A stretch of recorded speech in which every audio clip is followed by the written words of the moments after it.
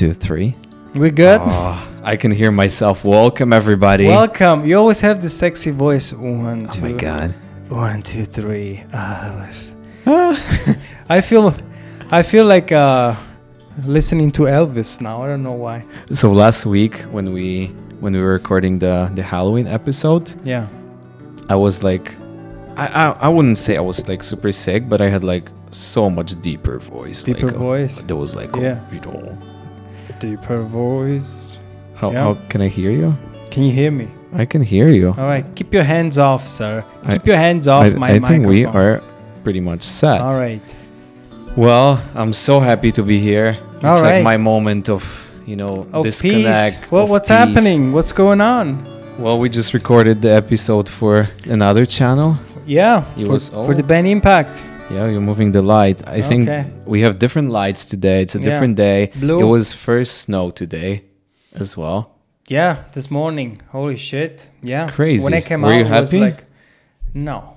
We're never happy for the first snow. Come on now. You just get out and wind. The sticky snow actually attached like all over the windshield, the windows, the sides. So the extra steps that you need to take in the morning, and when you want to go somewhere, you just need to plan in advance because you might have to clean up your wipers. Or go to the car wash. Or go to the car wash. Yeah, well, but if you cannot see... You should go today. You should see from where you're going. I know, you have to like clean at least the glassware. So it takes time, plus the roads are a little bit icy. Snow plowing doesn't get there, especially if you get up a little bit earlier. It's a number of things, but hey, it's the beauty of winter. Correct. Beauty, or yeah. Let's say that. Let's say it's the beauty of winter. So I was about to say that we published the Halloween episode. Yeah. With our costumes, I think it was super fun. 3-minute costume. But actually, when we record, it's actual Halloween today. It is. But it's like comes on Tuesday, so it's not a really big deal today, right? That was like everybody, I think, was celebrating last weekend. But the short with the sauna, it creates So you made a short with the sauna and creating a little bit of turmoil. We never got that many comments. And that many views, actually. It was like 2.6. Yeah, something like that. Yeah. But those people, oh my God. Some people just have... It's very easy to talk shit, to critique somebody. And people would just... So I don't care at all. Mm-hmm. It doesn't even touch me like in 1%, not at all. Mm-hmm. But the thing is that, so I'm a sauna user since I think 8 years from now on. I go regularly, and I'm really like veteran of that thing.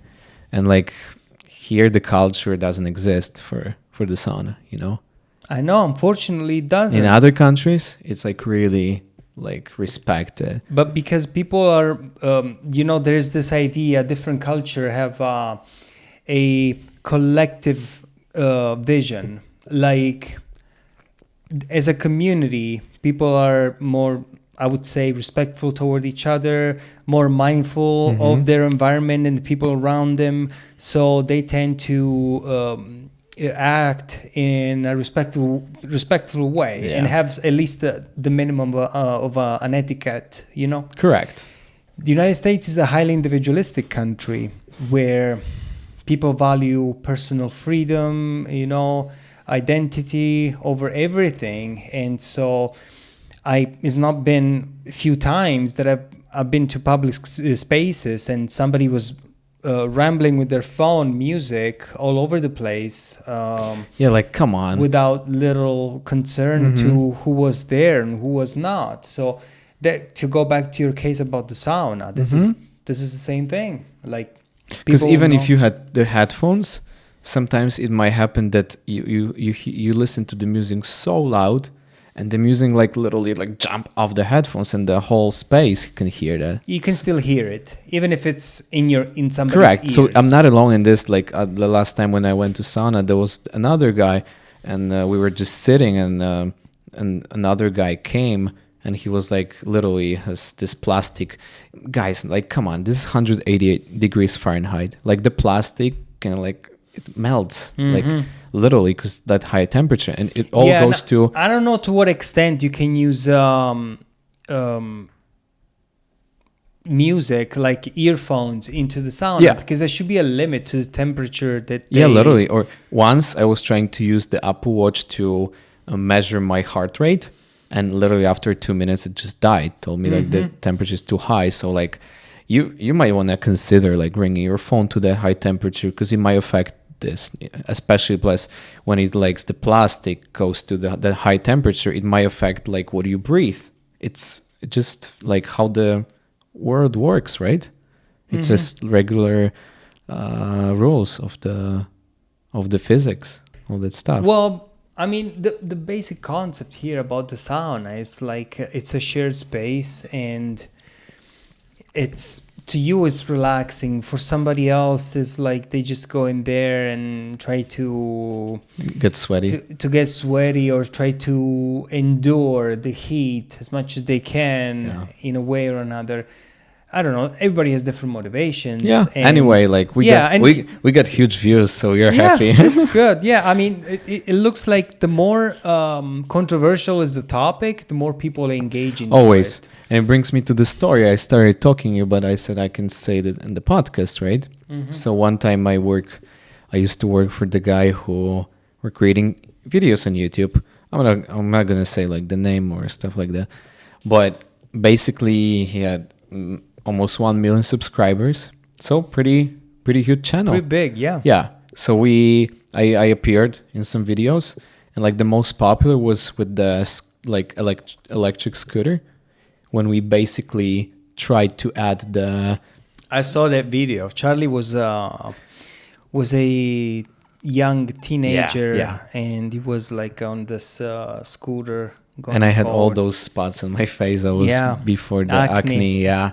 But it was such a great experience. Like, I'm so thankful for that, what I've been through, because like it gave me like literally lifetime knowledge for to like touch this world. But then with the scooter, how we call it, suspension, right? We wanted to add this, and basically we could bought this domestically for like, like $20. That scooter? Time. No, the suspension. Okay. But we decided to bring it from China, because we thought it's cheaper, and we paid like $150. And like that was like, holy moly, like thousands of comments that why we overpaid, how we didn't support the domestic business, why we did that, why this, why that. And on top of that, my mechanic skills are not great. So I was the one who was trying to assemble those, and I'm on the video. It was like everything was falling apart. I looked like I have two left hands, which is kind of at some point true. I couldn't like assemble that. I needed help, and all those people just jumped on me and say how bad I am. And like then I would jump to the public transportation. I was coming back home, and the guy just asked me like, "Why didn't you buy this suspension?" I'm like, "Come on." There was nothing like bad, like to like jump and punch me in the face. Well, the thing is that when we create something like this and we put it out there, and we say something that is a little bit controversial, then we put ourselves to the mercy of people that watch this, and they have the right to say whatever they want to say in the end. Yeah. But as we do at the same time, so it's a game. Every time, like Jordan Peterson says, every time you want to say something, you always run the risk to offend somebody. Somebody's going to get offended anyway. There is no chance you will be on the same page as everybody else, right? No, and you cannot appease you cannot make everybody happy, because you might make a part of the audience happy, but another part may be a little bit disgruntled with you. The same with this girl, the podcast, Bobby Althoff, we talked before. Yes. So like her audience is literally like split. Like half of the people love her and the creation. But it's more these Gen Z, these younger people, that audience that like her. For the record, it's just lady who is not interested in her in their hosts. In the hosts, the people their who guests, are joining. Their guests. So and from the other hand, like other people are just commenting like how she is popular and she's giving me anxiety when I listen. Can you say how she's actually popular? Yes. So I mean, we don't know for sure, but I listened to the podcast Colin Samir when they kind of break down this, and she was before that she was getting many views on TikTok doing like a mom's content. So she got like some thousands of views, but not like millions like she's now. And after that, apparently somebody in Hollywood got interested in her, and they apparently thought like, hey, let's make her famous.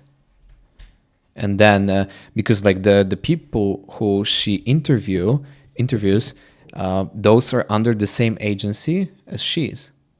So like apparently they made it together, decided to put it all together. And so it's maybe like the same agency that has famous people as clients, or they work correct with. And they just got them together. They hired her, and that's why she has the possibility to connect to Drake, to interview, But the other thing is that after publishing, after some time, especially after the hate, they deleted that. Like, this is all suspicious. Like, those guys from the podcast, they just said that this is creation of Hollywood and somebody's imagination to make her public figure. Yeah. It's interesting. Like, yes, because right now it's like the traditional media as we know it, like the news and other TV shows on TV cannot reach the same audience that podcasts can, because the TV, it's all something that is prearranged. There's producers, there's cameramans, there's writers, 1,000 people, teleprompters, 1,000 people that tell you few things, and then it's all created, it's made.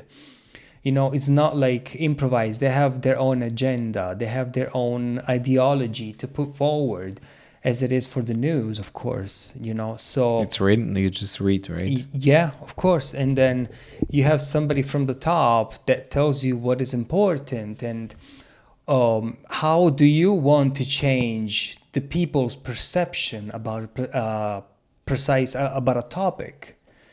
I mean, you can change people's mind by telling them that something is going on when it's really not. I mean, that's the power of media, because they're established. So people think they're trustworthy. We believe in them. We trust them. So we're going to take the vaccine because they say so. We're going to say that the Biden presidency is a super success. We're going to say that the economy is great while it's really not, so you can change people's perception by doing that. Especially when you are an influencer.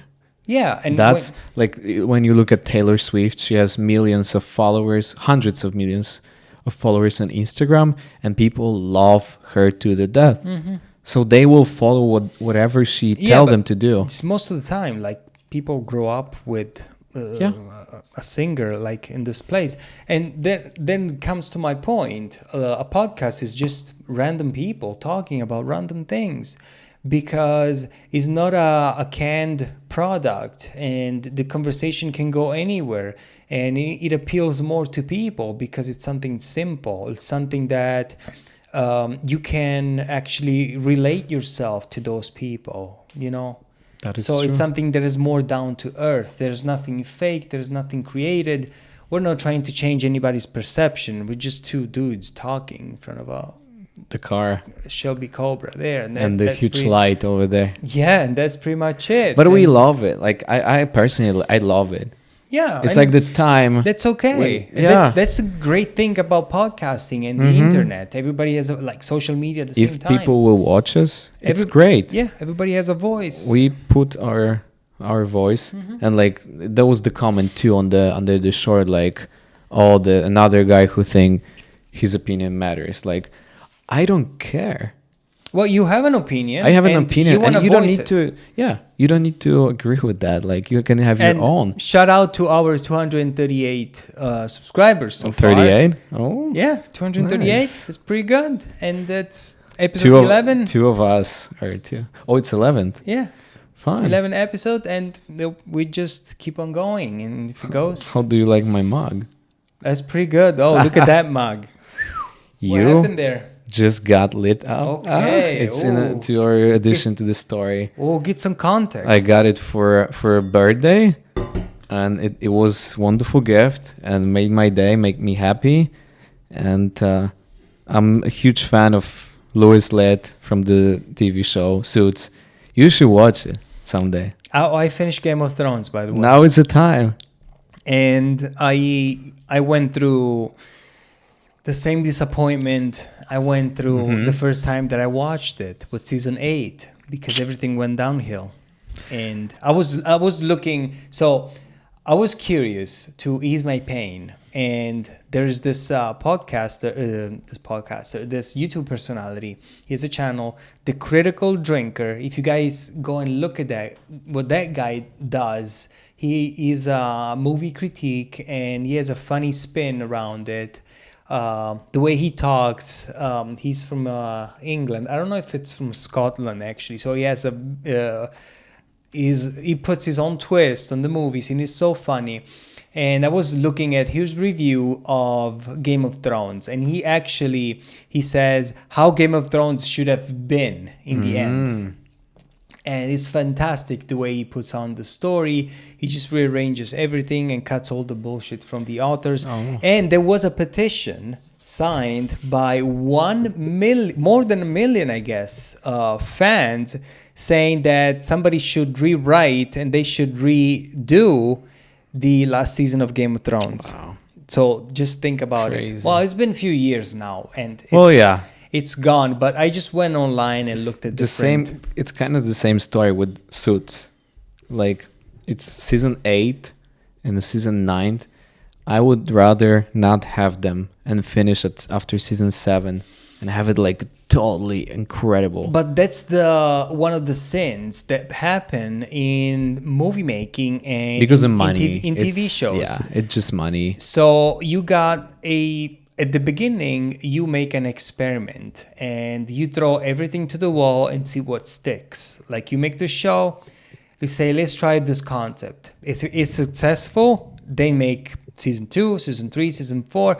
But then after a while, the thing loses steam, either because the producers or the writers get lazy and they take that content for granted, because there's this group thing that happens where everybody thinks that, oh, we're doing a great job, but there's not enough feedback from a different audience. And then the thing loses steam, and they keep on publishing things in order to milk this cow until it lasts and try to make a few bucks, more money along the way. The same happened with Fast and Furious. Oh, yeah. Like, come on. Yeah, it's now like flying cars. Well, because you need to up the previous movie and make it better and make crazier things. I mean, I know that money matters for them only, but it's the same with like soccer players. They can either finish career on the top when they're in the super nice club, like you just won the Champions League and World Cup, or keep it going, just go for Saudi Arabia money. Okay, by the way, Messi won the 8th Ballon d'Or. Yeah, correct. And I don't know. I think Haaland should have won it. And he just got this Gerd Miller. But Messi won it because he won the World Cup. Mm-hmm. And that's the only reason. At the club level, Messi did not do much. I have to be honest. Not at all. And honestly, you could maybe take a couple of Ballon d'Ors for Messi and give it to somebody else, because there were political decisions, I think, in the voting.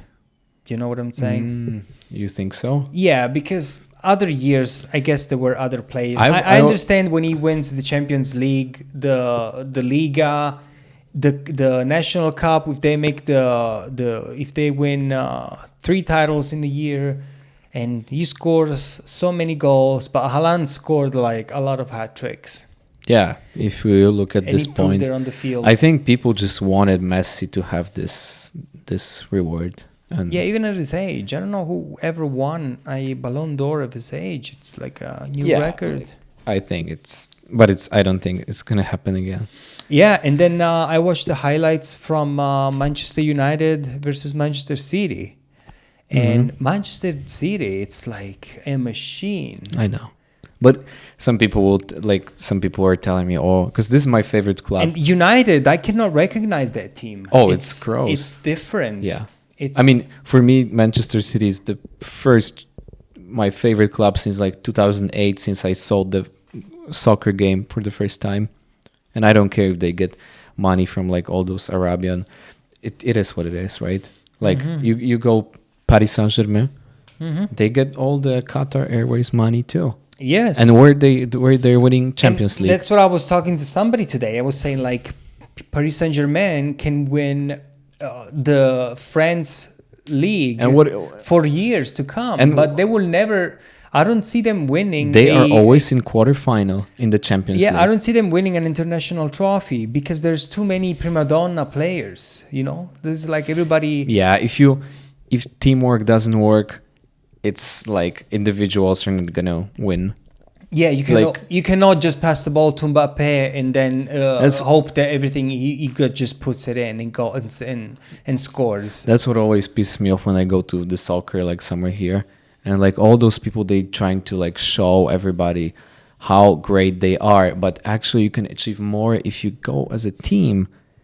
You know, pass the ball. Maybe your friend will score. It's a team sport. It's always team will win over the individuals, in my personal opinion. And then I saw that fantastic goal from Kane. Oh my God! It's an insane from this own half. Wow! Yes, it's an insane goal. They won 8-0, by the way. 8-0 with the Darmstadt. Yes, but the team is. I mean, it's still like they're in the first Bundesliga. Yeah. So like they're in Bundesliga. it's, and I think my favorite goal ever was the Ibrahimovic when he flipped, like there was the goal over there and he just. Was Sweden though? That was Sweden versus England. I'm not sure. Yeah, that was another national team. The Puskas, I guess, the Puskas Award. So. Yeah. What was your favorite goal ever? My favorite goal ever was the bicycle kick Cristiano Ronaldo scored against Juventus, Real Madrid Juventus in Champions League. Interesting. Because the following year, Cristiano Ronaldo joined Juventus for 100 million euros. Yeah.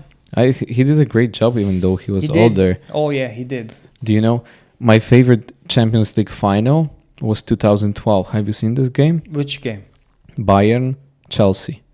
No, probably I did. So but I don't Bayern remember. was like really on the advantage. Everybody said Bayern will win, and I was like, no, please, Chelsea. That was Didier Drogba, and then there was like 0-0 until almost the end, and then I think Miller scored like really beautiful goal. Almost at the end, he got the ball was coming. There was a goal over here, and he literally tapped the ball, and the ball touched the floor, and then jumped to the goal, like in the ping pong table tennis. Nice. And then they were like, "Oh my God, come on!" And then Drogba, because he never won the Champions League before, it was a huge dream. And Drogba in like 90 plus. He scored there was a corner, and he also using his head put from like such a huge distance. That was unbelievable.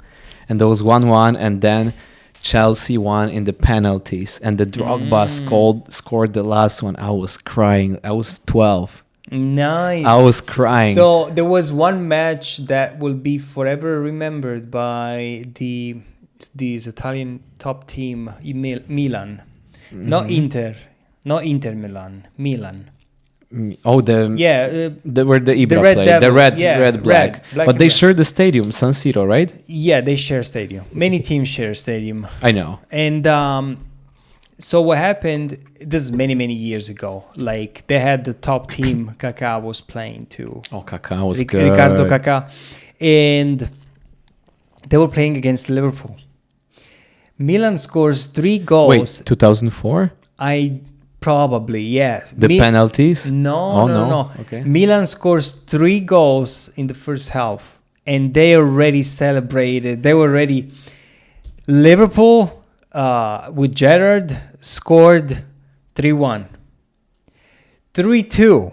Yeah. 3-3. In 5 minutes, they scored 3 goals, and Liverpool ended up winning that Champions But League. aren't you Crazy. sure it was the penalties? I don't remember if it was penalty. I'm not sure, but 'Cause it was a crazy goalkeeper crazy. Dudek. Yes, He was Dudek. and Shevchenko was scoring, and Yes. he didn't. Yep. There was Shevchenko, that Kaká. final. Yes. That was one of the best Pirlo, games. Gattuso. 2004. Yeah. Yeah. It was a crazy match. Holy. But just to tell you, like we say la palla è rotonda. It means the ball is in the game. The ball And is come on. round, and the ball can turn Yeah, one side yeah. or the other side. Like and right away. I remember also did Italy won the Europe final 2012? Yeah. No. Actually, two years ago. No, but Euro. there was 2012. Did they lose in the final? I'm pretty sure they did. Yeah. Because I remember the game with the Germany. They won. The Yes. Balotelli. Oh Yeah. my God. When Beautiful he got goal the from ball, outside. and he always like, Yeah. why always me? He just Jeez, Yeah. That was crazy. nice. The Yeah. Good soc- memories. Good memories. Get Well, the soccer. It's wonderful. soccer is wonderful. It's kind of like kind of dying for me because I'm not really that much into anymore. I'm still I following. mean, I do follow. I love every it, but week. not I that follow much. My Juventus. So that's Well, yeah. they won at the last second. Juventus scored. They were 0-0 at the 96th minute. That means that 6 minutes of overtime, and Juventus scored in the last second. The problem is now the VAR. It's like adding like. Well, it it's- takes a little bit of time, but I like it. You like it? Yes, you need VAR. How is it possible that I just But now even the offsides, they're like You have- even it's like tiny millimeter. you have one referee in the field, two referees on the sides to check for offsides, and one referee outside that checks on the for the changes and checks on the coaches. So you got four, and you got so much square meters to take care of with 22 players on the field. You cannot see everything. And for even 16 eyes cannot see everything at every time, at every second. We need cameras, we need technology. Yeah. And we need, because many times in the past, how many goals were given that they were offside? How many penalties were given that they were not there or not given at the same time? So I think this is a way to make the game a little bit clearer and cleaner at the same time. You waste a little bit of time, but it's on the side of Yeah, for sure. fairness. Like there's less space for corruption. Yeah. So what do you have today? What are your stories? So I have plenty. We wanted to start with this story with the Caffeine Charged Lemonade, right? Yeah. So specify, what is that? Yes, so it's a really short. A death in Philadelphia has a national food chain now issuing a warning when it comes to one of its beverage options. Panera is now displaying a warning about its caffeinated lemonade. This comes after a lawsuit was filed by the family of a young woman, which died after drinking the chain's charged lemonade last year. And then the Sarah Katz, that was the girl. She was at University of Pennsylvania and bought the drink at the restaurant near UPenn's campus. And now Panera has enhanced the disclosures about the drink at its cafes and on its website and the app, according to CNBC report. The new language says the drink should be consumed in moderation and not recommended for people sensitive to caffeine. Panera says the caffeine content has always been listed in stores, which is true. A large charged lemonade has, guess how many milligrams of caffeine? 400? 390. Oh, yeah. Which is close to the 400 milligram daily maximum intake from Well, it the depends feed. how much quantity of it, like The large, like the large. Okay, wow. so it's that's like a lot. I think I don't know if a cup of coffee cup of coffee is 190. 190? 190. Oh wow, so double. So that. double, like, jeez, a So lot. yeah, so if I know that I have a certain condition where caffeine can harm me, I'm really mindful about what I drink at the same time. And the other thing is that Panera puts these caffeinated drinks. There's 3 flavors of it, if I don't get wrong. They're right close to their teas and other beverages. Very close. So I would say people would just go mindless and just go there and Especially kids. Absolutely. It happens. Yes. Oh, yes. There's even parents giving that to the kids because they don't know. And when they go and pay for the drink to... Have you ever tried this lemonade? I did. It's super sweet. I did too. I mean, it's good, but still, I don't think... But the same thing, like Panera, everybody thinks that some fast foods are better than others. Healthy. But honestly, Panera gives you this vibe of healthy, not to bash them. There's some things that are good.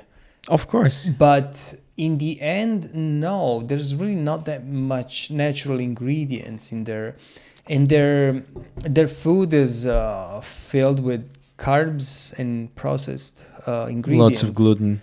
Yeah, like bread. I mean, it's delicious and I love it. But come on, who the fuck is gonna eat a mac and cheese sandwich, for fuck's sake? Well, people it's does. Like what? What are you? I guess like 1,000 calories. That it's not food. That's like, what are you eating, man? It's like, it's insane. What are you eating? A mac and cheese sandwich, like a piece of like pasta with cheese. Between 2 slices of bread. Do you hear what I'm saying?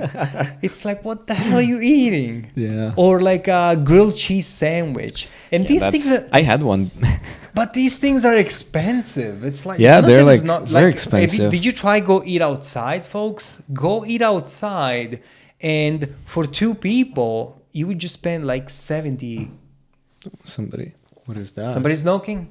No, I think it's just neighbors. It's neighbors saying like you spend like, I don't know, easy $70, and even if you go to a place where without drinking, plus if you had drinking, but even if you go to a place where it used to be cheap to eat outside, it's still like they're really price gouging people, and that's why honestly, like my thing, it's I just go buy chicken breast. I most of the time do like quesadilla with some veggies, stuff like that, and it comes to like really good value, and I don't have a need to like go and find any processed food. But the thing is, like, I reserved so dining out for me, it's reserved for special occasions and like to hang out with somebody and like have a good time. Not like just I want a lunch, so I go and buy lunch. Yeah. Many people overdo it. Like go eat out for lunch every day. You end up spending like 3 times more than you should. Absolutely. You just might as well buy in bulk and prepare your meals throughout the week. Yeah. And if you eat the same thing every day, you have more predictable results because you don't have to do the math about your calories, about your macros, your protein, your carbs, your fats. Plus the thing is that you always want to maybe save that money for something like for the future, you know what I mean? It's a good idea. At least my approach changed over the time. Because for me, most of the time, if I go out and I say, "Oh, okay, I'm gonna eat a sandwich," and I say, "Jesus, like the sandwich to $15, $12," like, and you can make it at home in 2 minutes. Exactly, and you just go there. Just cut the chicken and. If I go and buy a loaf of bread, it's like $3 something. Even if I buy the best quality loaf of bread. Yeah, no gluten. That's what I buy. It costs like $4. Yeah, but it lasts me 2 weeks. And you go buy meat, and you go and do this and that. So there was something that I did with my kids. My kids love Jimmy John's. Never been. They make very good sandwiches, but my kids, they love the bread. It's kind of this baguette. So usually I spend like easy $22, $25 for 2 sandwiches for them. I don't get nothing. I just go there for them and they eat.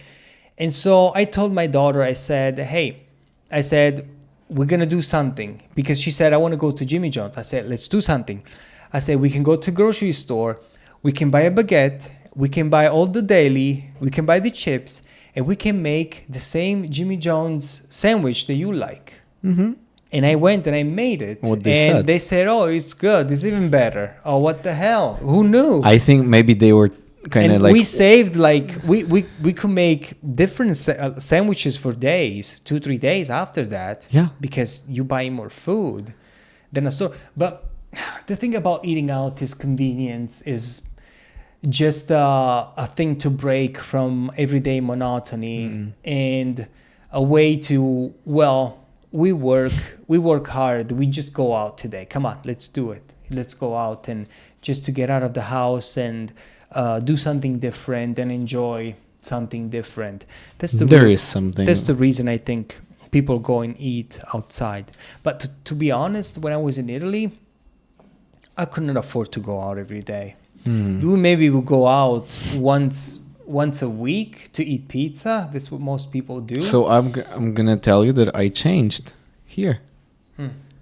I used to literally almost never cooked before. Here a couple of years ago yet. It was like going out every day, every single day, either alone or with friends, every day, ordering pizza home. I was a regular in plenty of places that time. Yeah. And now I think I feel like how much money I was losing because being maybe not lazy, but I was afraid of cooking. Well, that's the other thing about food. When you go out and you eat out, that money is gone and you just ate it. Yeah. You don't have anything tangible in your hands. Like you buy a book, I have it here. I bought it, I have it here. I have the new book. You go eat, and that's it. Yeah. You got nothing. You pay for, of course, you pay for a service, you pay for good food and to enjoy it. You pay for the experience. That's the best thing. That makes sense. That's the best description that you can say. And so it's a different thing. But yeah, I think like I got more conscious about that, and I think I don't want to say smarter, but in my opinion, smarter to like maybe just go beyond my boundaries and try to learn how to cook. You helped me a lot with like learning the pizza, great stuff, and like you can save like this experience for like special times when you go with a friend or family. That's what I would say. Well, but the other thing is that maybe when you used to do that, you had your bases covered, like you were living with your parents. So you could afford to work and spend your money on, for example, that's true. Because your basis was covered. Yes, and but now you're to pay for rent and everything adds up. Yes, and then you get like, ooh. Yeah. So you cannot be on the minus. And you just want to think twice where you put the money. Correct. But to go back to the Panera thing, I think like they did put the sign, even if it was small, I think that it says this is a caffeinated drink. But now they've been sued, so I don't know how that. I don't know how that works because everything was like the signs were like literally it showed like it's caffeine and it's this amount, at least as far as I remember. So yeah, maybe something changed. And even from the cashier, often they are mindful of that, and they will tell people say like, hey. If you're buying this for your kid, that's a caffeinated drink. Are you sure you want that much caffeine? Yeah. Yeah, and you have one topic related to that. Yeah, right? well, I'm topic related mostly on.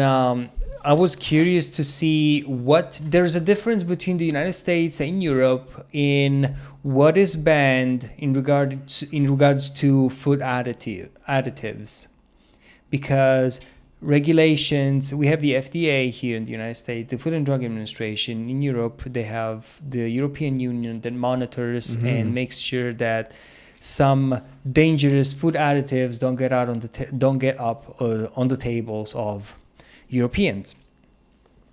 So food additives banned in Europe may be making Americans sick. The food we regularly buy in grocery stores in the US may not be as safe as once thought. Although most people believe the food in stores is harmless, a professor from England's University of Sussex is raising concerns about what Americans eat. Various chemical and substances that are popular ingredients in US foods are actually banned throughout Europe. So bread is a staple food in American and European diets. However, there is a major difference in the bread that Europeans consume, absolutely right, and bread compared to the bread Americans eat. European bread lacks a specific ingredient, potassium bromate. Food makers in the United States regularly use this chemical compound to strengthen the dough.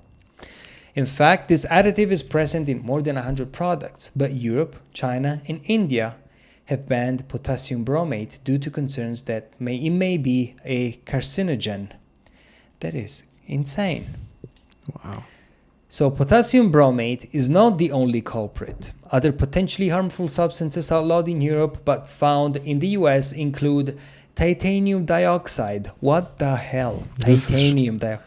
Brominated vegetable oil, potassium bromate, azodicarbonamide. And then azodicarbonamide. Wow.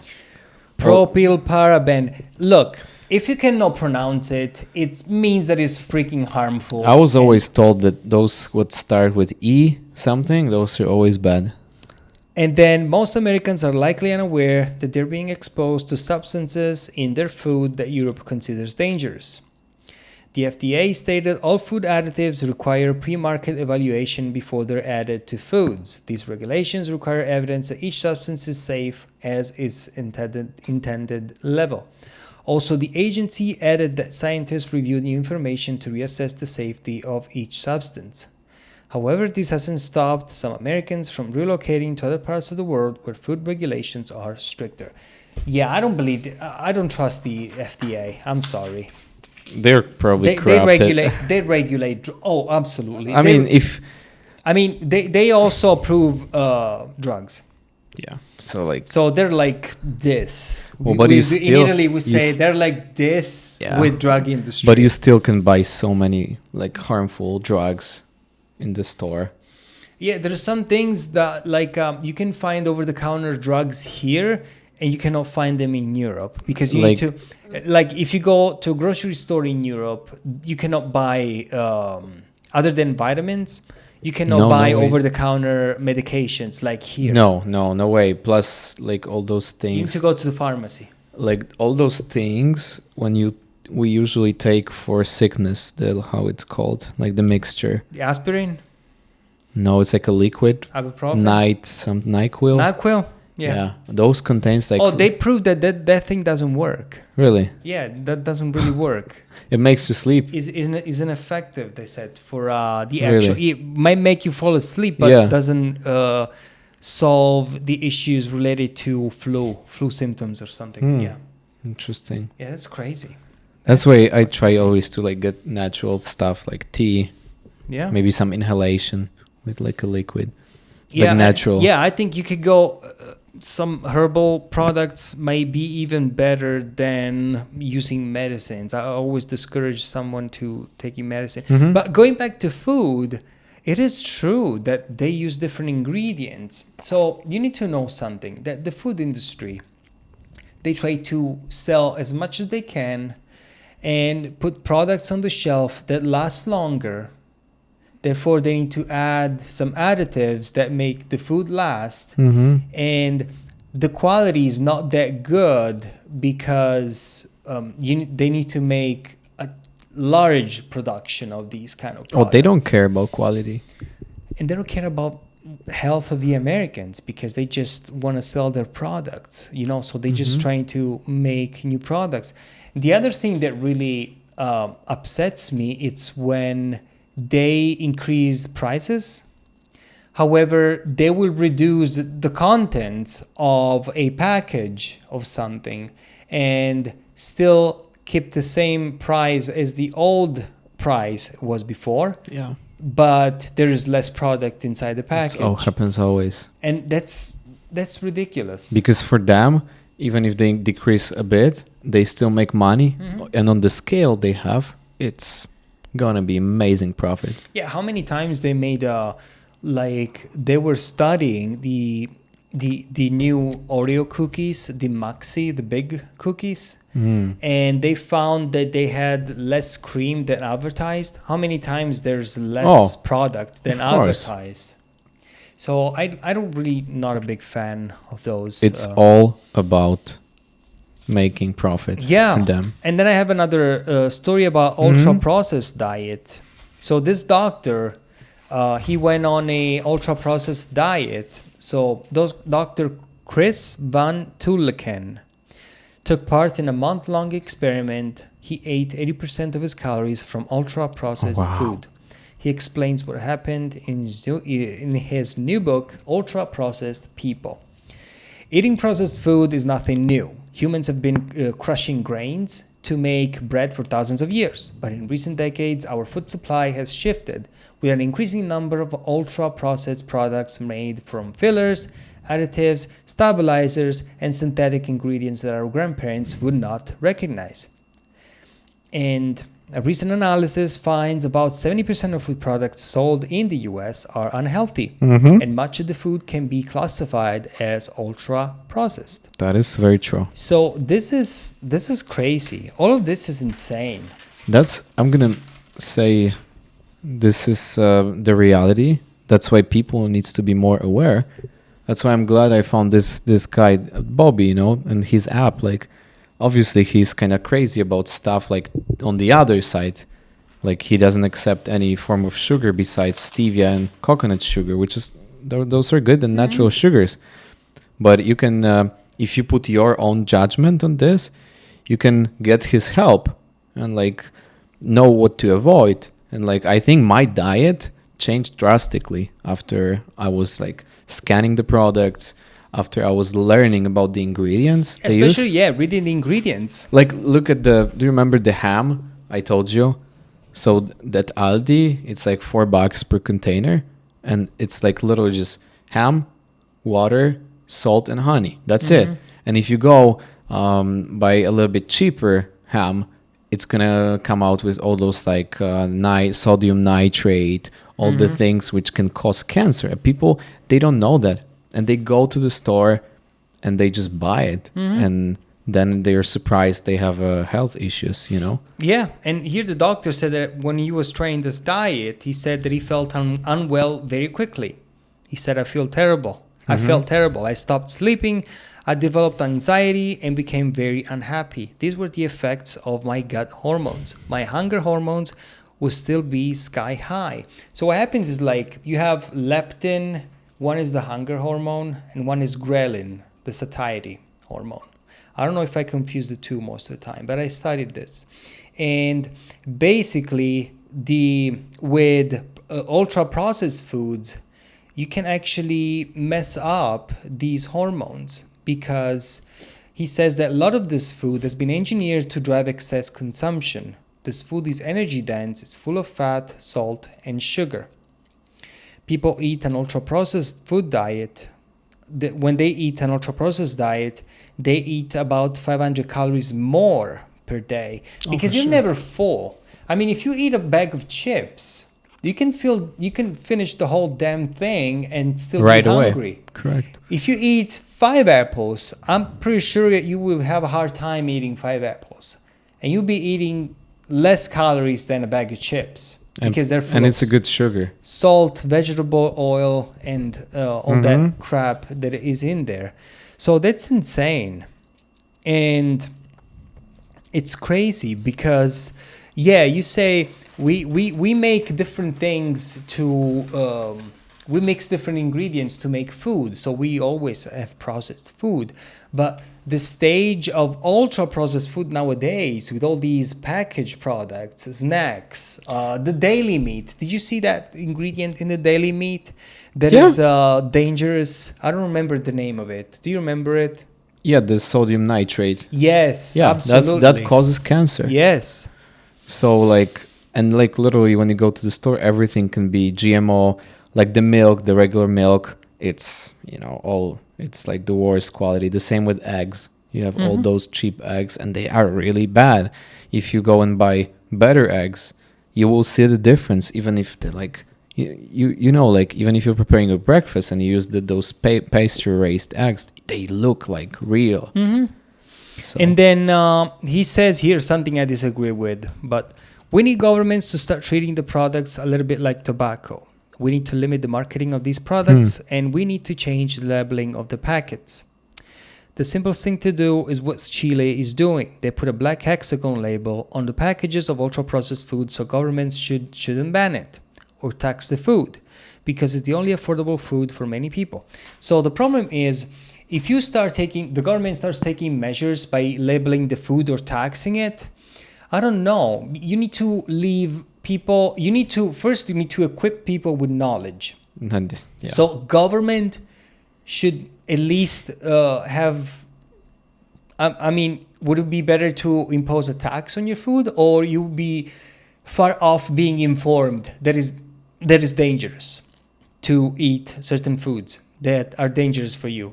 So if during COVID you would have told people, take a vitamin D instead of taking a shot, they would never do that because they're in cahoots with the drug industry. Okay. So, and they would have most people want a quick solution. They want the shot. They want the magic pill.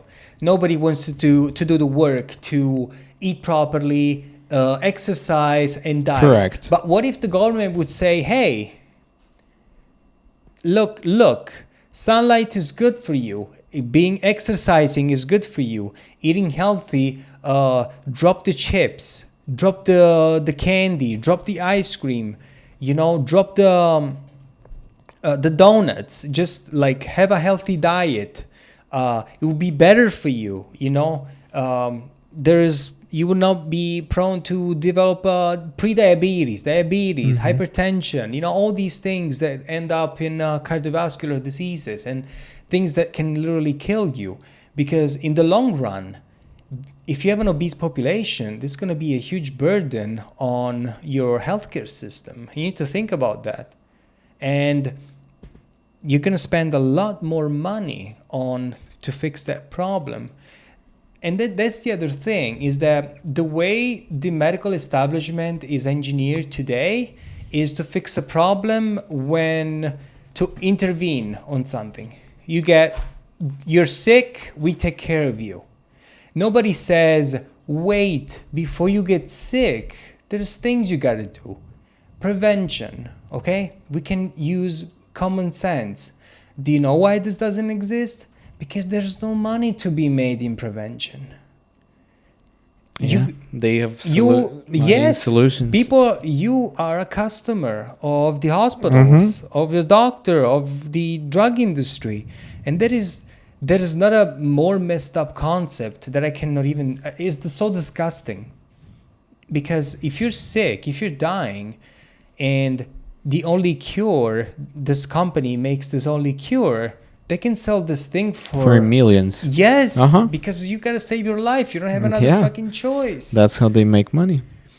So prevention is the best thing. The most, I don't know. It's frustrating to talk about this, but there's no magic pill. You gotta do something. You gotta take care of yourself. You gotta take initiative, and it's not your doctor that is gonna save you. Real experience. I go to the doctor. It was like a year ago or something. I was 191. I exercise. I have more muscle mass than fat. I would say my body fat percentage is around 13%, that much. The doctor, we talk in the office, and she says, have a good diet. On the paper that she gave me says, have a good diet, exercise, your BMI is excessive. It's like, okay, but did you look at me? Did you see that I have more muscle mass than fat? Do you know that I exercise? I haven't told you that. My heart rate is low, So they just look at those BMI numbers. They just read off. They don't care. Yeah, they don't have the vague idea about nutrition principles. They just tell you, hey, this is what I see. Your BMI is high, and therefore you're a fat ass. You're obese. So therefore you need to do this, this, and this. You need to exercise. You need to eat right. They don't look at you and look at your specific case and try to critically think, okay, so what is the best alternative for this guy? So it's a little bit like it's very sad. Yeah, it is. But there's nothing really we can do. So, but I think everybody is responsible for their own interest. So I would suggest to just get as much knowledge as you can, and just, if you go to the store, even use this app and see what ingredients are bad. It will show you like everything on the red. This is bad, this is bad, this is bad, and why. And you will see like you don't want to have this, sodium nitrate, which can just cause your cancer. Yeah. So it's, at some point, it's simple. For me, the change was really simple. But it's In most cases, those are all the candies, the sugar stuff. yeah, but at the same time, I put myself in the shoes of the people that don't have the knowledge and don't have the resources. Because for some people, a gym membership may be expensive. For some people, buying organic may be expensive. It's cheaper to buy a burger from McDonald's than go and buy some organic vegetables or something healthy. This is the other. It may be some point, but I think it's more like a song of excuses, I would say. Because even on the low cost, you go to Aldi, you can buy like really cheap and quality foods. That's true, yeah. If you want a gym, you can go to, what is it called, for $10? Planet Fitness. It doesn't need to be amazing, but you will have the machines, you will have the weights. $10, I'm sure if somebody works, can sacrifice this amount of money per month, and it's not a lot for the gym membership. Well, you don't need to have. But you can walk outside, you can do push-ups. Yeah, you can go outside for free. And then you can find everything on YouTube as well. Yeah, you don't need the Equinox for $300 per month. This is way too much, expensive. What's Equinox? It's like a gym in Los Angeles and New York. Oh. It's like the famous expensive know gym, that. like a Lifetime. Oh, But on, wow. like you don't need this. $300. Yeah, dude. at least. I think, yeah, That's at least insane. that. Yeah, that's insane. But you can just exercise outside. So I think like saying that people don't have access to that, I would say it's more like excuses, because like you have YouTube for free and you can watch the video and go exercise outside. We make videos on fitness. Those are free, available to everybody. We do home workouts, outside workouts. You don't need any equipment to stay fit. Yeah, that is true. You don't need any equipment. Just cut the sugar, cut the candy. Yeah, you just need discipline and cut out some time out of your day. In the end, we all have 24 hours in the day, and some people try to make it work the best they can. I'm sure that many people just buy all the candy and sugar stuff, and if they would cut this and spend this extra money on to add more to the better quality products, they will be on paying the same. But you know what's the best excuse to not exercise? What is the best excuse? I don't have time. I don't have time. Come on. Yeah. I've heard this before. Everybody has time. It's just matter of Yeah, but let's priorities. say you do a shitty job that you work at night, right? You go home, you gotta sleep. And what if you have kids or a wife and a family and commitments? That might be a little bit hard. And what if you're already overweight and making things even more difficult? I will still keep my position that this is possible. Of course it's possible, When yeah. I had 3 jobs at the same time, I was at some point exhausted, working 7 days and on the weekends from 5 o'clock to midnight and waking up at 4 hours later to work again. I was still doing some stuff for myself. Yeah, but how were you functioning in doing 3 jobs? You were not. I'm pretty sure you were not performing well. At least on one. Not well. But I still, if I wanted to find time for something, I was able to do so. Was it healthy? No, but. And there's people that are doing multiple jobs and they don't have a choice just to make ends meet. And there's no more messed up concept than this, that you need to find another job just to. People should have one job that allows them to live with dignity. That's another. To pay their expenses. Yes, just to survive and like pay for rent and eat and. It's not that obvious these days. Send their kids to school and dress them and feed them, and maybe go out once a week. all of this is becoming more and more difficult. And Yeah, like come on, like when you look at the prices of rent, like they came up everything. drastically. Or if you want to buy a house, It's impossible to buy a house if now. you back then, if you wanted to buy a house, like regular house, your payment would be like 1,200 back in the day. Yeah. Now the same house, 3,000. Yes. It's So excuse me, there's a difference. Like when you have interest rates at 3%, the mortgage rates, of course you're going to keep your 3%. People are not going to sell a house now. Now the average house price is $400,000. And if you want to qualify, And there is not a lot of new homes being built. And so there is a shortage. If you want to qualify for that, you need to make so much money. Yes. So it's like never ending circle. And there is less and less first buy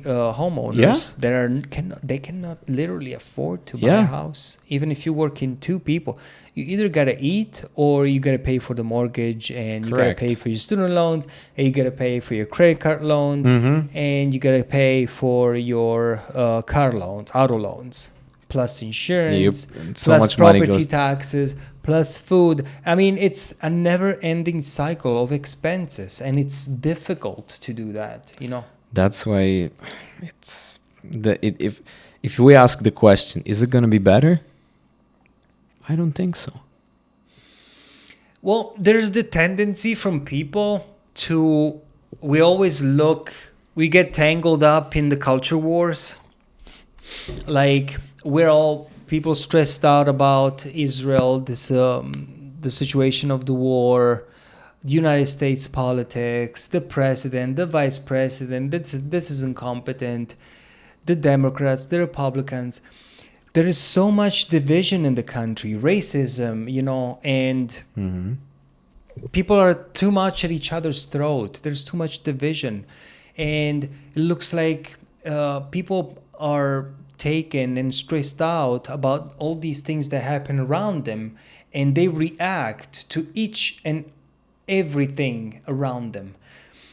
My thing is, yes, those things are important for you to be aware of what's going on around you, because you need to be informed somehow. But at the same time, can you just shut everything down around you and focus on your family, focus on your work, focus on your skills? Maybe you want to be better at something and you say, I want to get a better job. I'm going to learn a different skill.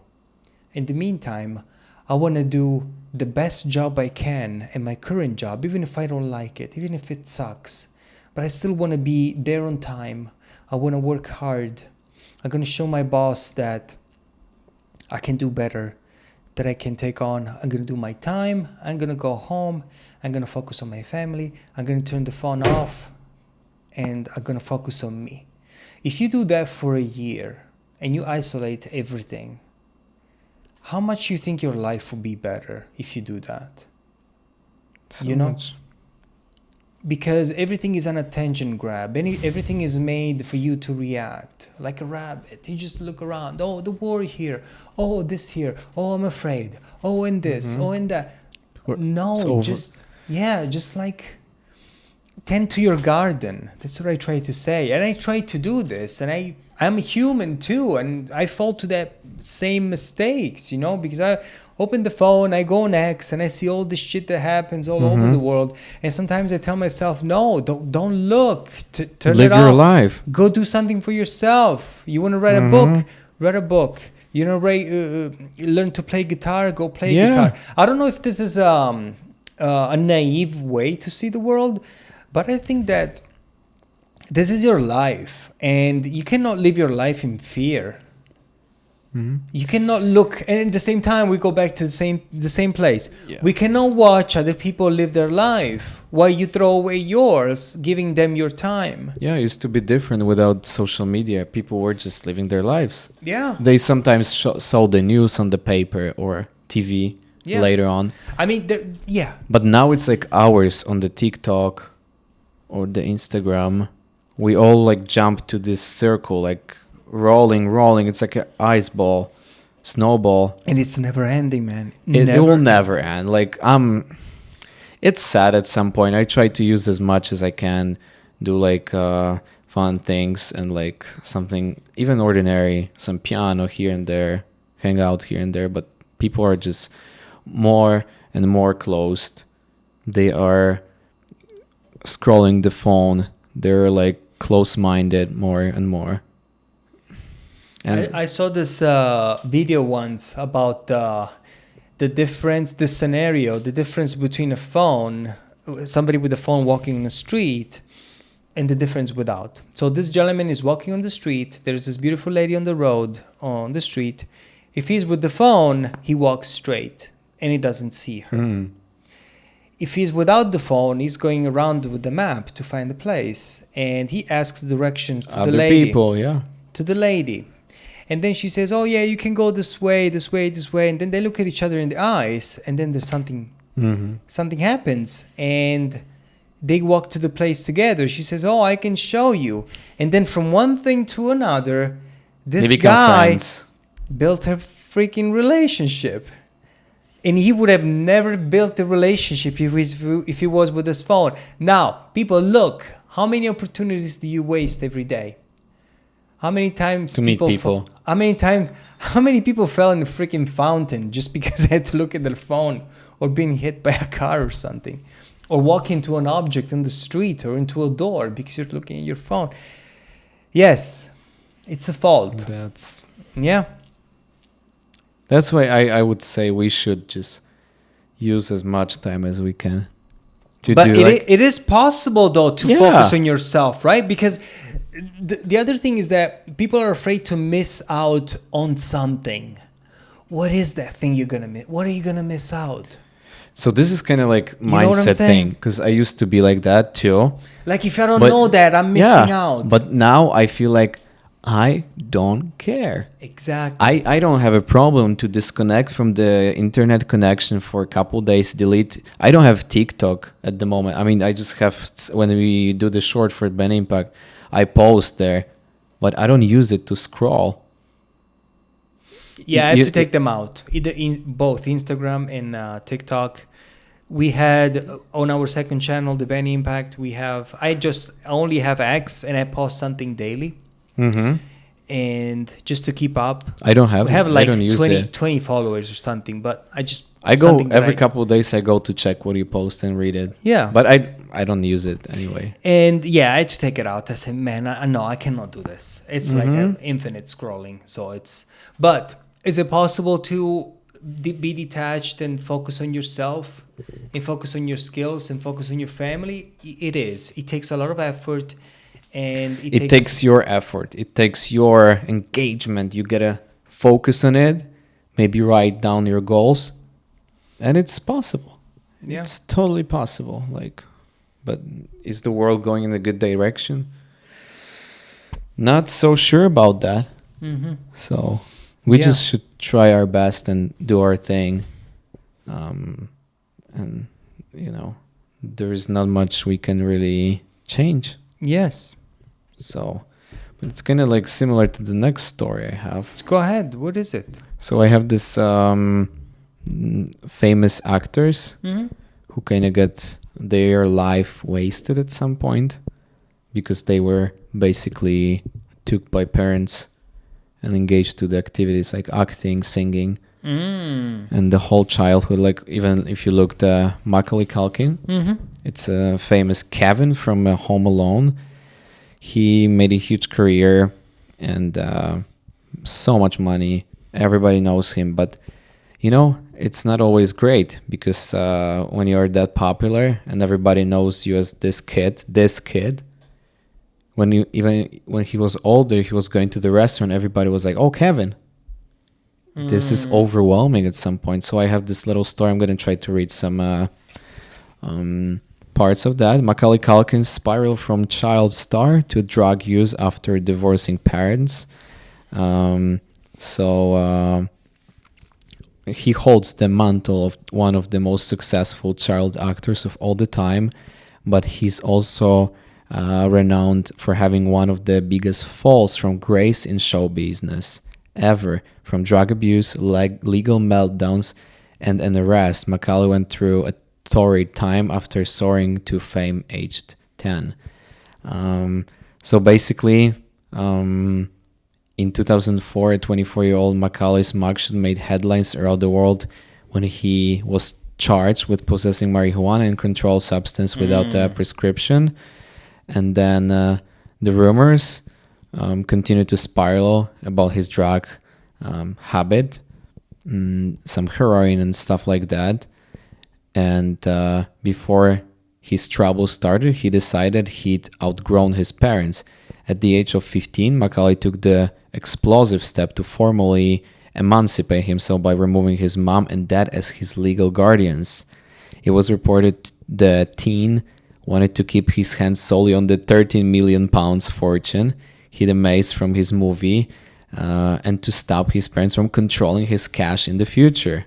That's because back in the 90s, Macaulay rocketed to fame as the adorable, wide-eyed and blondie hair boy from hit family films such as Uncle Buck, My Girl with Ring, and of course, Home Alone franchise.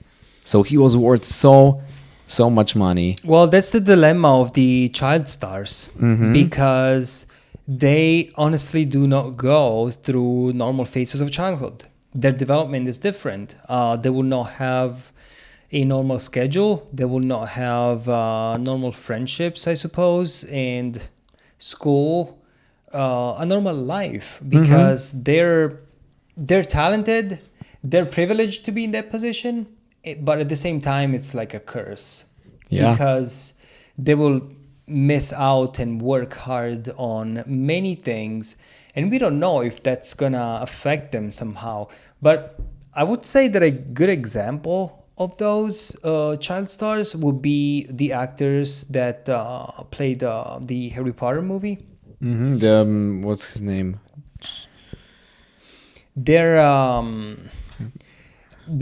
I think they came up pretty. He's okay. Daniel Radcliffe. Yeah, Daniel Radcliffe, Emma Watson. Yeah, but I think he's doing well now, right? He's doing other movies. But still not the same. We gotta say, like. Well, I don't know. Let's say the ones take the singer Britney Spears, all the ones that were famous for the Disney series. Yeah. The ones that did those early shows, there is something there that makes them, to some point, their parents are the only guardians they have. So of course the parent is gonna look after the finances, For sure. And the whole family, especially that much money comes. But maybe though, the thing is that what messes them up is that some parents may be too pushy, pushing the child. They will sacrifice the child in order to have that financial gain. That's what many people do. And that's when the child gets messed up psychologically, and that would be, that would not be good. Because in the end, when the children grow up, they say, well, you make me do this, this, and this. You were so hard on me. I did not have a childhood. And then you took all my money, and I will renounce you, and I'm gonna sue you and take care of my finances myself. This is very true. Even Miley Cyrus as well. Well, yeah, but she's like doing really amazing. Yeah, but she had problems. She had problems with addiction and different things. Yeah, but bad relationships. She made it. Yeah, but she made it. She's on top for years, and she probably will be. Well, my thing is that growing up in that kind of environment, all your wishes are, everything is a yes. Like everything is possible. So you might grow up with a sense of entitlement and a sense of that you can have everything you want, that everybody treats you always well, and that you're like on top of the world. You can do whatever you want. Yeah. So you grow up with that sense of, and then you get everything, omnipotence. Yeah, you have everything, and then when you grow up, you realize that it's not really because of that. I mean, success can fuck you up in different ways. Either as you're an adult, Maybe as an adult it will be a little bit different, but there's the amount of damage that the ego can make of you is big. So you can get depressed and like anxious. Yeah, but no when matter you say, how when much you say money. like, hey, I'm a big shot now, say like, oh, I want this now, it's But like, then you get used to this top, and when you go down, it's giving you like, oh my god. well, yeah, you're shielded from hardship, maybe. Mm-hmm. And then when you fall, you're not able to. You fall. You cannot maintain. You might this fall into drug use addiction, sex addiction, any kind of because addiction. you're stressed. Yeah, and you try. Yeah, you find ways to cope with your problems by finding harmful ways to solve your problems, because that's what it is. Basically. So if you put yourself in Macaulay Culkin's shoes, you were young, and would you like to be in his place and go through? But who would not like to be in his place? Well, apparently he didn't like it at some point. Yeah, but he grew out of it. He's not playing any more movies, and he's just living la vida loca. Mhm. He's living in Paris, from what I know. He went to a Joe Rogan episode a long time ago, and they were talking about the thing about being a child prodigy. The other thing, though, is that children that early, acting at that early age, there is something you have to say that they're smart. Mm-hmm. Like above average intelligent, very good in front of a camera. Oh, for sure. You still need to be like disciplined, because how many shots of something you have to do? Though this, How like, many lines you need to you memorize? already work full-time job when you were super young. Yeah.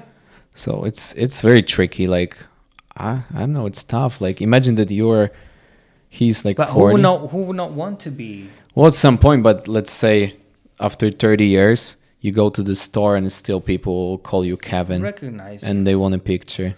But he's rich. Who cares? Hmm. He doesn't care. So yeah, there might be a downfall. Well, look at Justin Bieber. He had a downfall too. But he came back to the He top. came back. Yeah, sooner or later they do. So I would like to add little addition to, because I found the website which like gets all those things together and shows you the most popular like a ranking ranking of people. So I have the based on what topics? correct, what topics? like the politics, or you can even go and see the most popular people at all. What's this website called? It's pantheon.world. But let me, because basically you can even search the famous people in the whole world at all. So number one, it's Napoleon. Oh no, sorry, that was the politicians. But I want to find because they're mostly like are. 1 second. Napoleone Bonaparte. Correct. Liberté, égalité, fraternité. Well, Napoleon came after the French Revolution. Yes. Give me, because I want to find, because this is interesting, because those like the most popular people, those are mostly. He came to save France. Yes, I have it. So the most memorable people ever known from the beginning to 2023. Number one. The bottle. What's your guess? Who is number one? About what At field? all in the whole world. The most famous people, person in the world? Yeah. I would have no idea. Muhammad.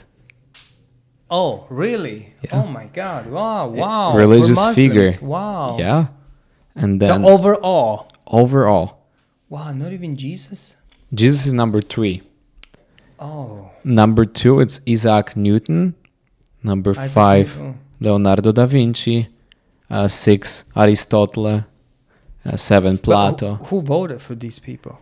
So they basically have like their algorithm to bringing like all the news together, all the shit, and like analysis. And then they came up with the score for certain people. And then number 8, Ludwig van Beethoven. Does that depend on? Does that change from time to time, or it's fixed? I think it's changed. I mean, depending on, because new people come up, but Oh, so it's changing. correct. Okay. So, but there's another interesting ranking. For example, where you go to politicians, right? Mm-hmm. Those are very. So who's the number one politician? 1 second. So this will be. You have also like living politicians or deceased, or everything at all, right? Mm-hmm. So for all of the time, it will be the Napoleon, Mm-hmm. and the Hitler would be number 2. Number 2, Hitler. All of the time. Oh, of all time. All time. Wow. And then from current politicians will be Putin, number 1, and Angela Merkel. So number 2. those were historical figures. Correct. I mean, everybody included together. Oh, everybody together. So So then Hitler was. so the best politicians of all time. I mean, not the best, just like the most recognized. the most popular politicians of all times. Number 1, Napoleon. Number 2, Hitler. Number Hitler. 3. I gotta check it. Holy smoke! Hitler second. Number 3, Julius Caesar. Wow. Number okay. 5, it's the Stalin. Number 4. Number 5. Number 4, it's Louis XIV of France. Oh my God, they're terrible. Yeah. The Cleopatra 6, Lenin number 7, Thomas Jefferson number 8. Oh. And Vladimir Putin is number 12 all of the time, the most popular. Oh my God, they're terrible numbers. Holy shit. I know. It's like a Nazi, a communist. Mm-hmm. Wow. Yeah, that's all the worst. Wow, it's not good. And then I have a couple more for the most popular singers. Would be the Elvis Presley. For the actors, Charlie Chaplin, Marilyn Monroe, and Sylvester Stallone, number 3. Oh, wow. Of all the time.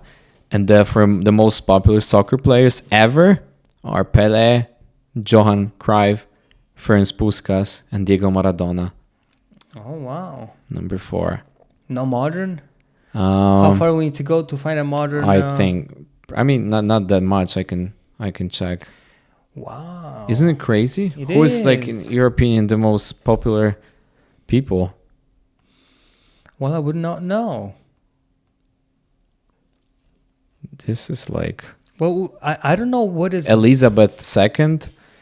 She's far away, like number, I think 40 something. So Pope Francis 52 of the all time.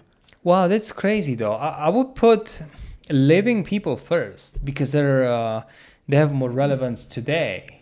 Well, today, but at least if you want to make But if you look, that's why Jesus it's so like up, because like all the generations heard about him. You know what I mean? Yeah. Like people and the history came and like we heard about those people too. But if you have Ronaldo, he's like present person. So those people back in the day, they didn't hear about him. They didn't have a chance. That's why the soccer players are not gonna be like on the top of that list. You know what I mean? So I was scrolling. I think I scrolled over 200 and I didn't find any. There's Steven Spielberg as the most famous film director. 200, position number 200. So I think it's pretty interesting. Michael Jackson 268 as a musician. Bruce Lee, it's also somewhere over there. That's something crazy. So, wow. Yeah, that's insane. This is like, I don't know where's the Mr. Beast, but I mean... I'm pretty sure he's not even mentioned. I think he is mentioned in the YouTuber category. Mr. Beast. Maybe... Yes, Mr. Beast. What it shows about him. From 1998 to today. YouTuber. Oh, wow. Yeah. So it will say... well, there's different like statistics about yeah, they took like so... But he's not even... It doesn't say he's the most popular YouTuber. which is, I mean, Probably PewDiePie is the most popular. correct. Yeah, PewDiePie, Logan Paul, number 2. So yeah, it's all so interesting. Like Yeah. the type of fame. Yeah. Do you have anything else? Or you want me to You go ahead. So I'm the story good. that I have here is from Insider, and I found the stories. It's recent, from October, and the title goes, "I've been a sugar baby for 7 years." This is a lady, of course, but my life is not what people assume. Here's why I want to share the truth online, my truth online. Wow. Palmer Kelly, 27, works as a sugar baby and posts content about her experience on TikTok. She says being a sugar baby can be fun, but there are lots of misconceptions she wants to dispel. This is a story and why she wants to be open about the lifestyle, as told to Amy Percy. She says, I moved to Florida, to New York City, to be an actor in 2015 when I was 19. I knew the move made sense to build my career, but I was struggling to make ends meet. I could do Marilyn Monroe. It's so funny when you do this voice. I could do Marilyn Monroe voice. I tried working conventional jobs, but they took up all my time. And I couldn't imagine spending the rest of my life waking up and doing the same thing every day. So my friends and I decided to become sugar babies. Ooh. So I sugar did the babies. guy voice. In 2016, I signed up for a website and started talking to sugar daddies.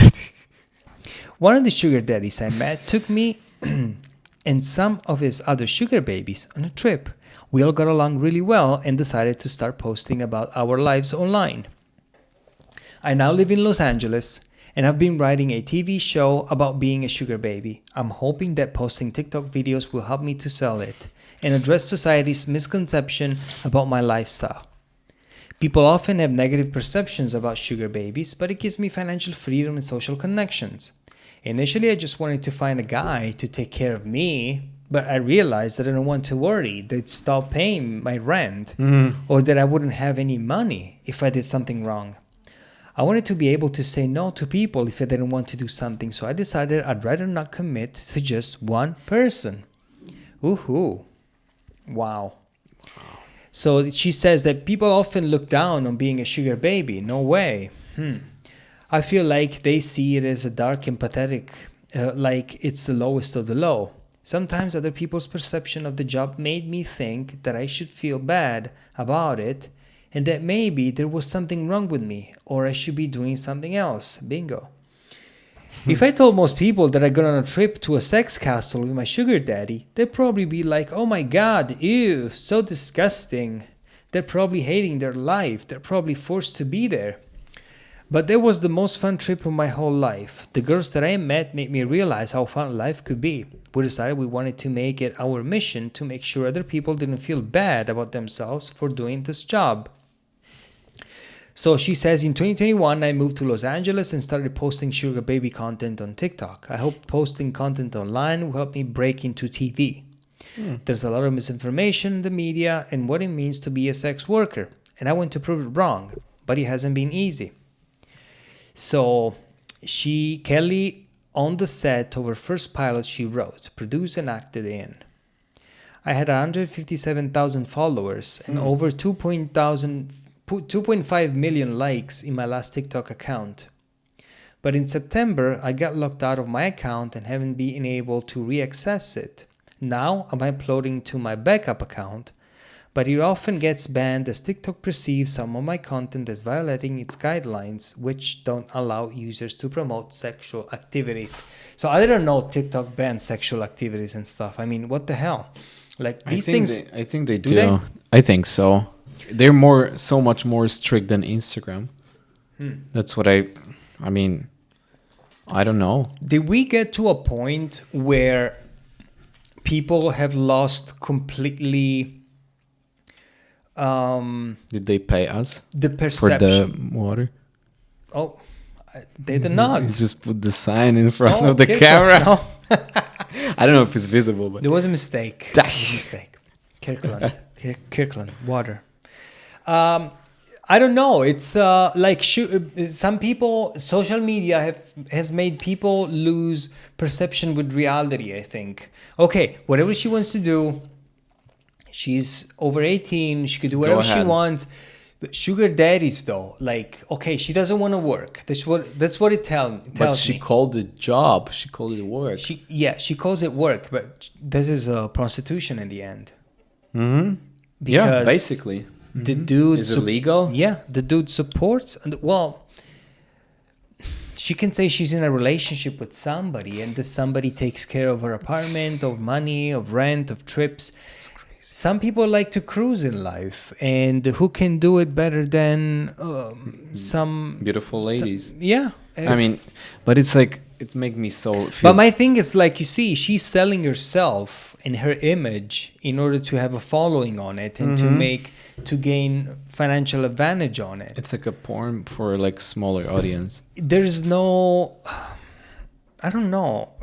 My thing is like, I don't have any negative perception on her, but it's just the thing of having. Do you have dignity in your life, like self-worth? Because what I always say is that there's so many people, so many celebrities, so many models. Everybody want to enjoy and have different experiences in their 20s, but nobody thinks for the long term.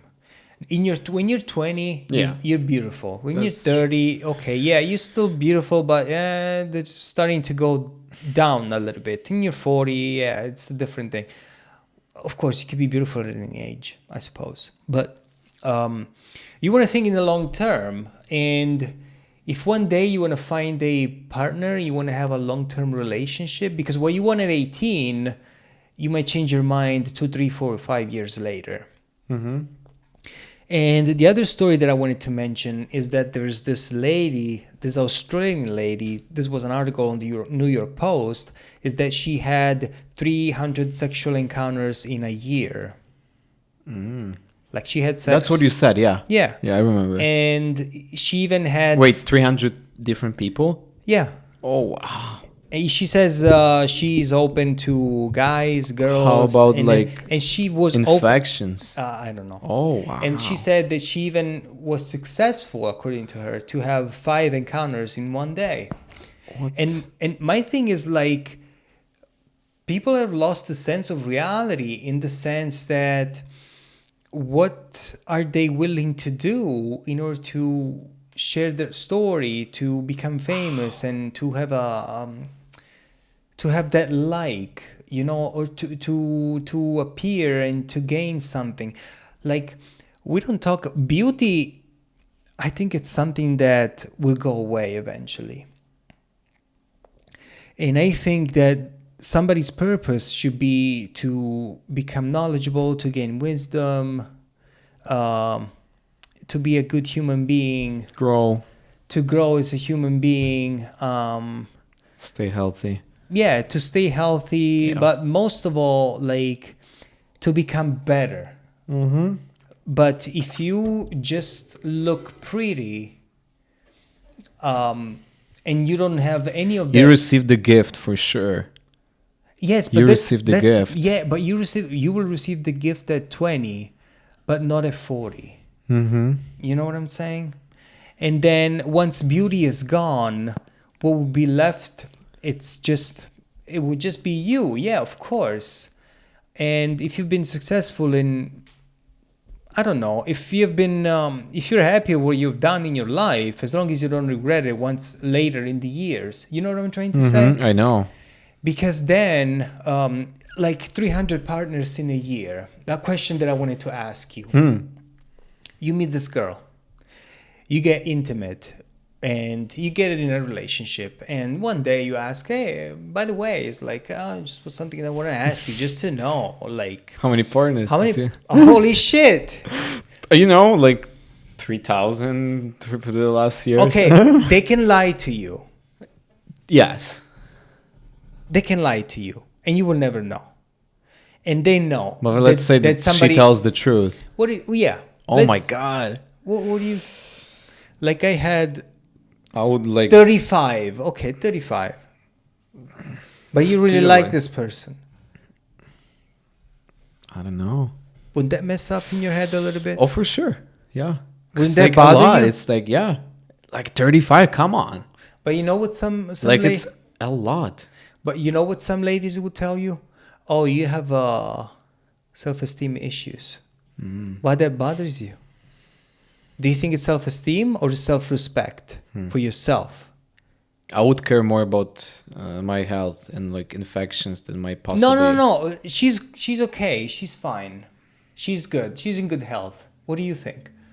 Well, from another hand, it would I mean, be- I'm asking you. So because- let's say, so she had 35 previously. Yeah. And then I'll be number 36. So what's next? You know what I mean? So you think... Because if she had that many, it might, I don't know, like maybe there's a like craving for something new all the time. So I would kind of question if it would be just for a second. Yeah, I know. I don't know. That's my thing. It's like I have to think through all of that. Reconsider. It's tough. Like there's obviously we're just saying like what might be, but it's different story when it actually happens. You say, well, as a male, yeah, it's different, and you're not that. It's not like you have self-esteem issues. It's like you aim to find somebody that is. Would you prefer a virgin? I don't mean- really have preference. I don't care. I mean, But like, if you don't care, why 35 bodies? well, No. maybe in this specific, if it would come, I would consider and think differently. Like this is more like hypothetically. I'm not saying it's something wrong about that. You know what I mean? Yeah. So, but if really, like, what I if? don't know. You're trying to take it from me. Okay, nowadays is very. What would difficult. you do? That would be on my mind for some time. That's what I'm saying. It would like, But that depends on the person too. yeah, it would like, maybe throughout the years, college, maybe there was different circumstances. Obviously, I would like make me consider and think, like, make me confused. But at the same time, if I see the person that I have in front of me and she is like a nice girl, a beautiful girl, a nice girl, and she doesn't. This is tough. She doesn't give me bad vibes, like that she's a player.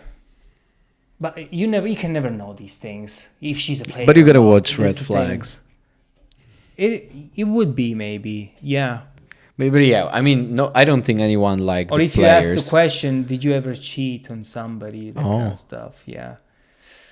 That's actually interesting. But that's the thing. What if? Did you ever ask this question, a girl? Yeah, I did. You did? Mhm. Okay. I never asked. Never had a chance to. It's interesting. Like But the test, it depends the if they- honesty. But it depends if they tell you the truth or Yeah, not. yeah. I mean, I mean, people can make you believe anything in the end. So it's. that's true. It's all like psychological. But let's say that you can after some time you can have an idea of this person. you can figure. If you're smart, you will find out their eventually. their personality and see like how they. Plus, nowadays with all the social media, it's really hard to like hide something. Like Yeah. maybe you have to like dual And life. that's another problem Yeah, because you cannot really. you cannot really hide. Or if you go like, If you got like you can Google somebody. yeah, or you Or can you- even like, let's say you play in two fronts and you go with one person to the store and then you meet this second person. Oh my And god, this person jumps on you like, hi, I love you. It's interesting. that's terrible. So, So let me tell you the story here. So I was working as a lifeguard okay. in Italy, and I met this girl, and we got close, and she was there for a week. Now I was the kind of person that will fall in love quick, really quick, literally. Okay. And apparently she was the same too. So she was leaving and she was going to a city 2 hours away from where I lived. And I said, we're going to make this work. Biggest mistake ever, by the way. Spoiler alert. And she said yes, okay. And after the summer, we kept in touch. And we kept on talking. I would go there whenever I could because I needed the money for the gas to go there 2 hours away. Oh yeah, I thought it was there was a big deal. I thought it was worth it. Mm-hmm. And yeah, we go, and she says like, "Oh yeah, let's go to visit this place." And we go and visit this place. And the second time, "Oh, let's go and visit this place." And the sun started to sound strange. It's like, why the fuck are we going to these places outside of the city where you live? You know? What was the conclusion? Well, I go one day. I wanted to surprise her. She said she was gonna go to college, right? Mm-hmm. And I go, and to surprise her at the exit of the college, I knew the time she was getting out, and she left. I see a friend of hers that was there in the summer too, and she says she just left. With who? With her boyfriend. Holy shit. Oh. A stab in my heart. How did you react? Where is she? Where Did did you she? Where cry? did she go? Oh, she went. No, I knew because she was acting so you strange. had a feeling. Yes, that's why I holy went. shit. And then we go to. She said, "I know where she is. She's at this place, at this park outside." Okay, and the friend, I go with her, and she comes with me in the car. We go there, and I see her sitting with the guy. I get out of the car. I go there, and I say to the boyfriend, "Hi, I'm this lady boyfriend," and I shake his hand, and the guy. So she ended up losing everything. The guy right? looks at her, says, "What?" Oh. And then there were other friends of hers, of theirs there, of the two of them, and they wanted to talk to me. So, can you explain what's going on here? And I talked to the friends, and I say, "Hey, she came this summer, and we were together, and we're boyfriend and girlfriend, and this was it." And she came and talked to me, and she said, please don't tell them anything. Tell them that everything is fake. Please, I really love him. What? You love him? What the hell? You've been joking to me, you know? That was painful. That was really, really painful. I guess. Then at the end, I left, and I was relieved. I left, and I was relieved. I was hurt, but I was relieved, and that was it. Wow. That was crazy. Crazy shit. Yeah, and you just think like some people can have Wow. the courage to do some things, but hey, yeah. When you're in love, you are willing to close your eyes and make that person a magical. At least for some time, because after some 9 time. months. Yeah, but after some time it. But at the beginning, it's just all clouds, all sugar. That's how it works. Like the fancy, but that's the thing. We're not rational beings when we fall in love, and this is beautiful too. It's a beautiful thing, right? It is, but still, that's where you have lots of blind spots, and you're willing to set aside all the red flags because you think, oh, she's too hot. The sex is too good, you know, and especially us guys, you know, we're willing to like set aside most of these things and really like, oh, but she has a little bit of a crazy eye, like, you know, the crazy eye, like she's a little bit out of her mind, but then you end up finding but many things, like if you would just know. And you will find out, you will have the ability to say, that's enough. That's it. It doesn't work. I don't think it's going to work. But you cannot do that. But this is life, and like this is unpredictable. You never know, basically. You never know. It's a gamble. Yeah. It's a gamble. Plus, if you meet somebody at the first time, if you guys, everybody's trying to be the best version of themselves, show like the best. And actually, after years, you actually learn probably. Well, and that's the other thing. Nobody's really. I'm happily in a relationship now. That's fine. But like nobody's really trying to. Few people are really trying to find a mate and have a good relationship today because, as I told you, everybody's afraid of commitment because there may be something better coming around. Correct. And you want to be this world you want to be showed us- 1 foot in, 1 foot out, just in Like- case there is somebody better opportunity. yeah, right? like the grass is always green on the other side. That's what you think. Correct. And you think that you don't have a good, but in reality you do. And sometimes, Exactly. and it's relationships are messy, they're difficult, but that's what you do. You risk. When you meet somebody, you put yourself out there. You're vulnerable. They're vulnerable too. It's not like they're perfect. We try to make them perfect as human beings, We might think that they have no fault, and we might put ourselves down to say, oh, sometimes I'm not worthy of her. It's like, no, what the fuck? No, you are. We're in the same plane here. So have Very some interesting. balls. Yeah. Stick to your own and don't try to be somebody else You are not. to impress somebody. No. Yeah. Be you. Face value. That's it. Be yourself, and there will be somebody who will appreciate you. Exactly. If it goes, it Hopefully. goes. If it doesn't, arrivederci. If not now, maybe in a couple years. You never know when there's like so many different times. And the it can best things happen. might actually happen while you're not Randomly. looking. Correct. Yeah. So what I always say, focus on yourself, focus on your skill.